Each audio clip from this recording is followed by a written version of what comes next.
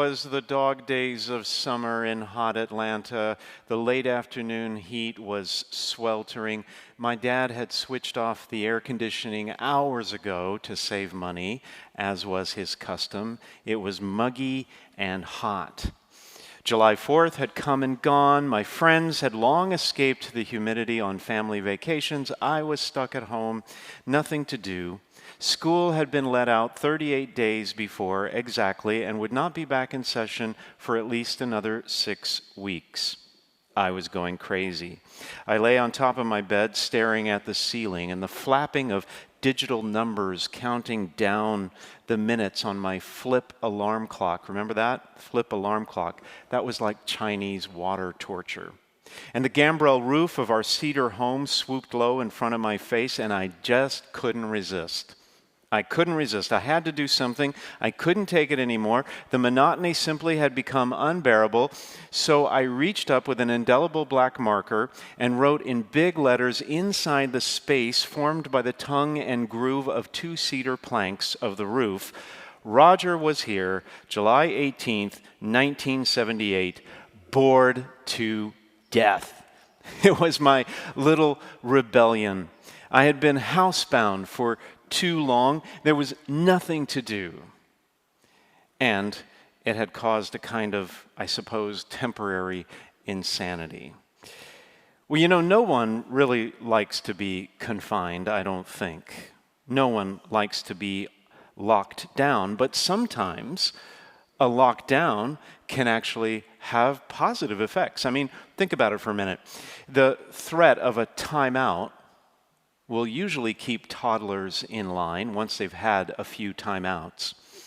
Grounding a teenager is like torture and therefore quite effective in driving home your parental point.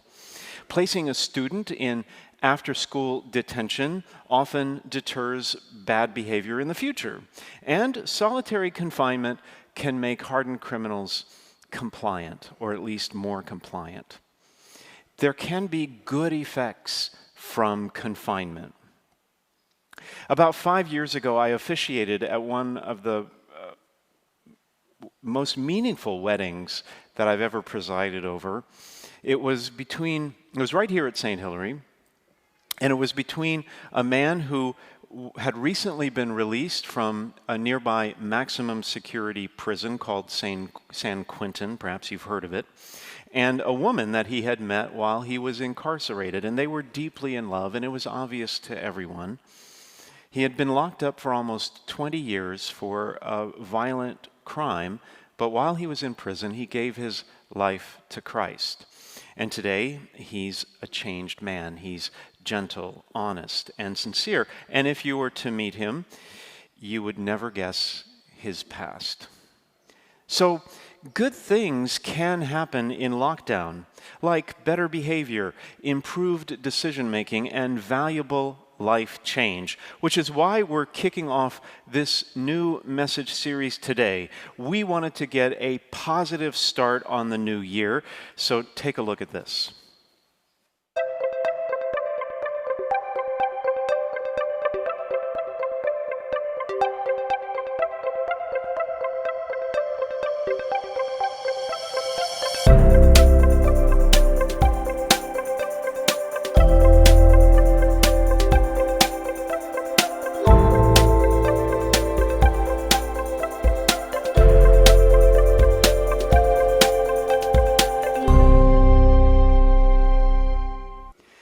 We've been in lockdown now off and on for almost a year. And here in California, we're back with a strict shelter-in-place order that's been imposed on us. So in this series, we're going to try to discover the spiritual upside of being held in confinement.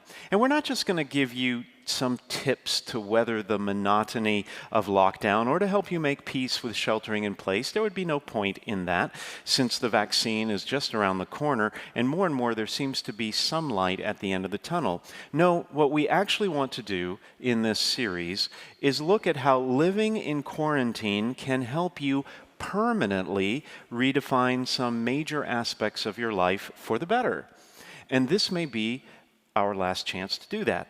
So what we hope to help you discover is how being locked down forces you to let go of the illusion of control, which actually opens the door to better living.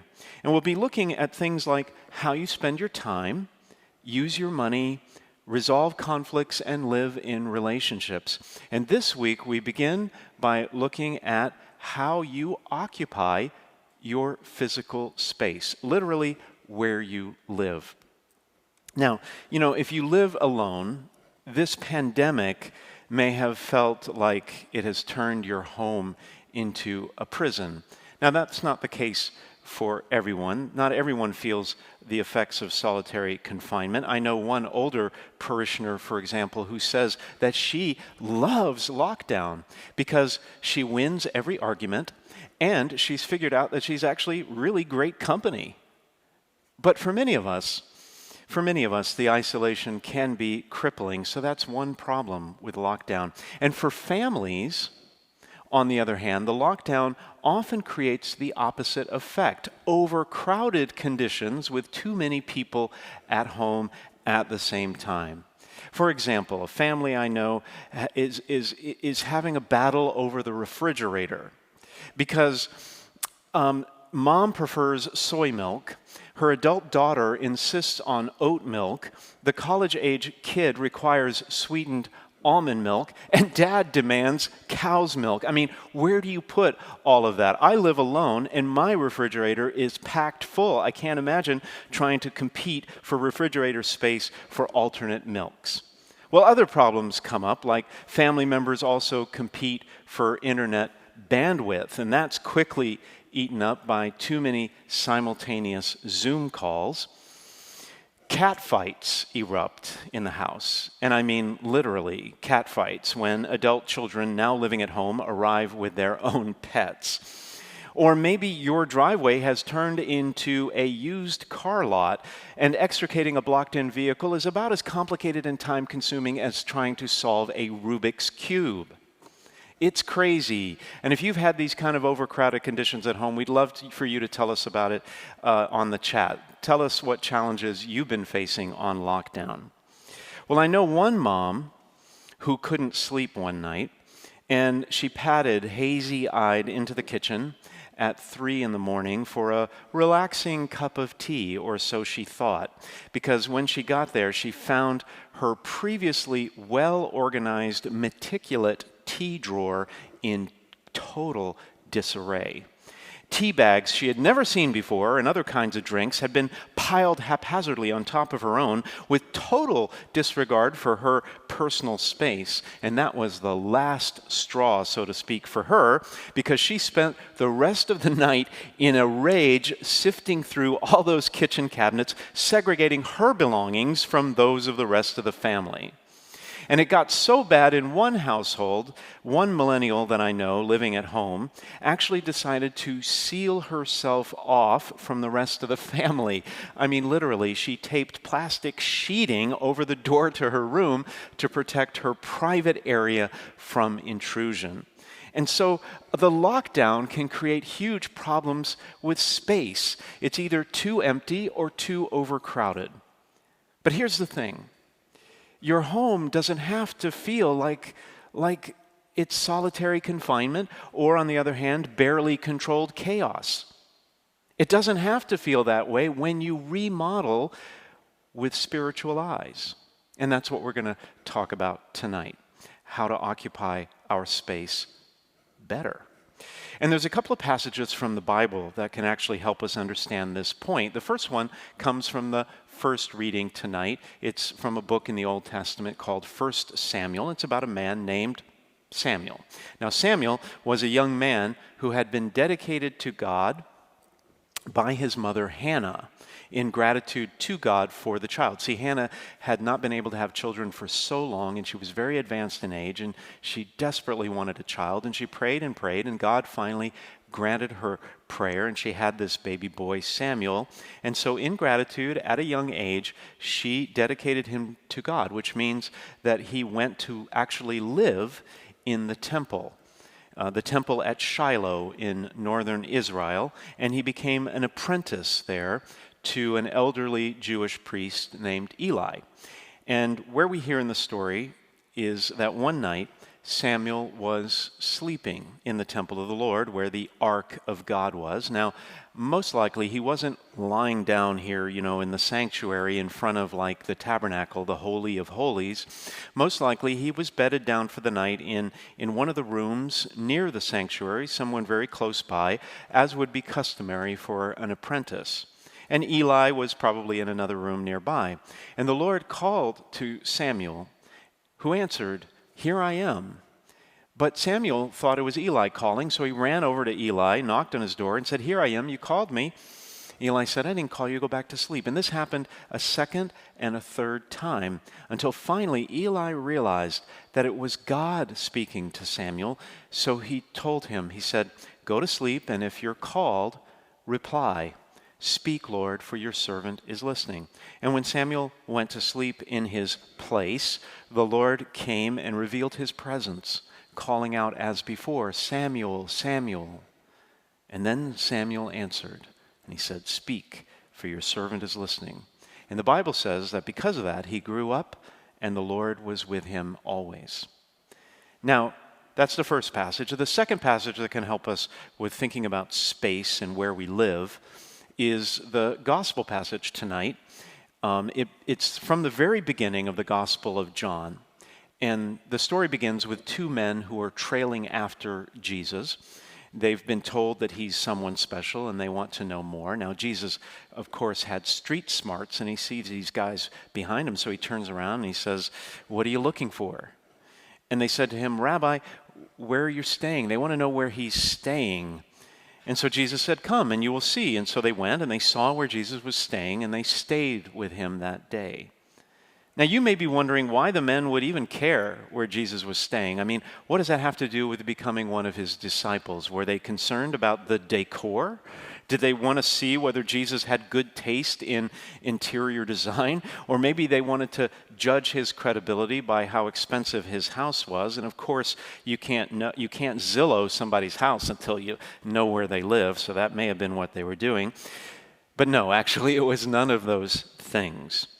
See, the Greek word that's used there for stay has a much deeper meaning. It doesn't just mean a quick visit to someone's house or even an overnight visit. It actually means to remain with that person in the deepest way possible, kind of an intimacy, remaining with someone very intimately. And in fact, that same word is used in the New Testament when Jesus is talking about his love for God the Father and his relationship with God the Father. That same word is used. And so when the two disciples saw where Jesus was staying, they didn't just learn where he was living physically, they discovered that his true home was in the loving heart of God the Father. So what do we learn from this? Well, by making the temple his home, Samuel heard the voice of God, and God stayed with him.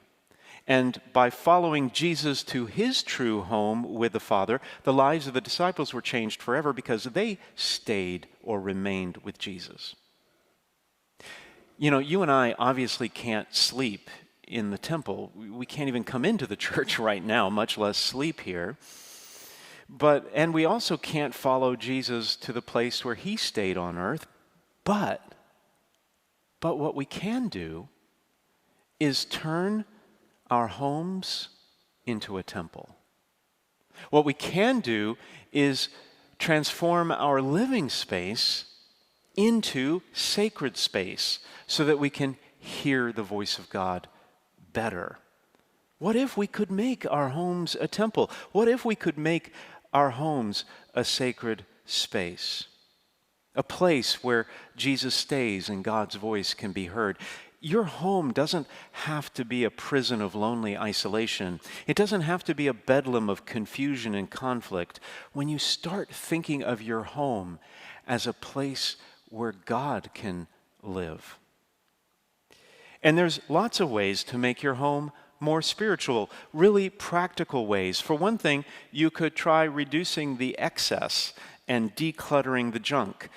Maybe not by clawing through kitchen cabinets in a fit of frustration at 3 a.m, but by making it a fun family project. Go through all the closets and the drawers and clean out everything you don't need. You can drop off your unused clothing here, for instance, every Sunday if you're in our local area, and that's a great thing to do. As St. Basil once said, the bread you do not use is the bread of the poor. The garments you do not wear is the garment of the one who is naked. The shoes that are in your closet are the shoes of the one who is barefoot. See, simplifying your surroundings will clear your mind and declutter your soul so that you can start talking better to God. Also, another solution to spiritualizing your home would be, instead of trying to hoard space from other family members or segregating your belongings or sealing yourself off from family members in a hermetic bubble to protect your stuff, maybe have a family talk about it. About use of space, who gets what. And if everyone cuts back and shares, then maybe you could have more of an orderly domestic existence, if that's your problem. And harmonious family relationships, coming to an agreement like that, is definitely a doorway to a closer relationship with your Heavenly Father. And then a third strategy is making the outdoors an extension of your home. If the walls are closing in on you and you need a little breathing space, step outside for a bit of spiritual reflection. But the most effective way of turning your home into a sacred space where God dwells is by giving some of that space away to God. Now, I know that sounds counterintuitive. Father, my house is overflowing with stuff. I don't have enough room to put everything as it is, and you want me to give some space away to God? What does that mean? It means making a little prayer space in your home. It could be a room, it could be a corner in a room, somewhere where it's dedicated only to God. And ironically, taking away some space from yourself and giving it to God will actually end up expanding your square footage. I mean, how do I know this? Because anytime we give away what we have to God, whether it's money or time or talent or even our precious limited living space, we always get more in return. That's just a fact. And so maybe think about that. A place in your home where you could turn your space into a little area to pray and be closer to God, that's used only for God. In fact, if you're on our chat right now, I'd love to hear what you've done. If you've already done something in your home, or if you already have ideas, we'd love to hear about those ideas right now. When I was a seminarian studying to become a priest, I spent nearly a year at a local church. I was trying to learn from a seasoned pastor how to serve the people of God. He was a great priest, a wonderful pastor. He still is. He's still at the same church. His name is Father Tom. But the problem was that Father Tom often put me to shame. Not on purpose, of course, but he did anyway. On my first morning after I had moved into the rectory where priests live, I came to the church about 5 minutes before Mass was supposed to begin.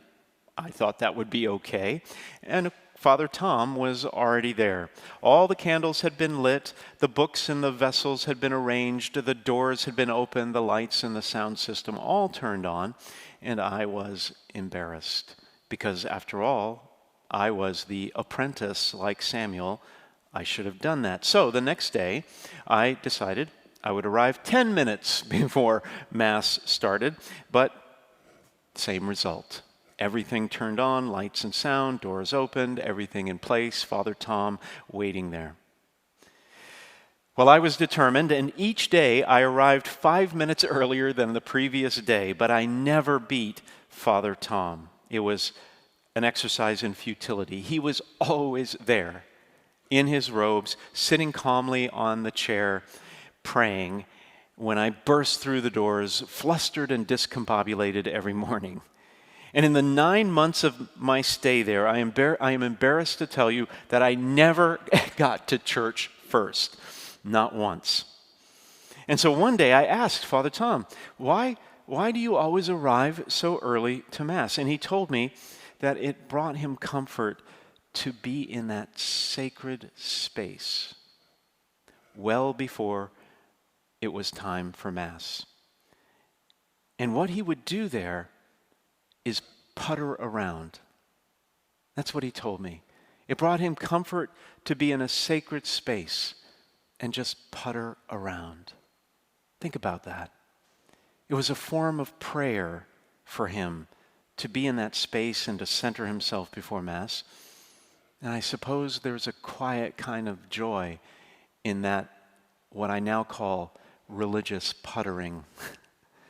So maybe you could take a little time in this new year to putter around your own home and set up a beautiful prayer space for God. You can see some of the images right now on your screen. These are just examples of what you could do at home. It doesn't have to be as complicated as those. It doesn't have to be intricate. You don't have to hire an interior designer. You could just have a little nook where you put up a crucifix or put out a Bible and a rosary, a little chair, maybe a little table as an altar, and decorate it and dedicate it to God, a place where you could sit, every day and just relax and be in the presence of God and do a little religious puttering. In these last few weeks of lockdown, instead of cursing the cramped quarters or the empty house, maybe do something positive and light a candle in one of the corners of the room and turn it into a beautiful area for God. Take some time there. Linger a little. Dawdle for a while. Putter around and decorate that tiny nook and make it yours and God's. Drag it out and see how your attitude changes about your living space when you turn it into a home for the Lord.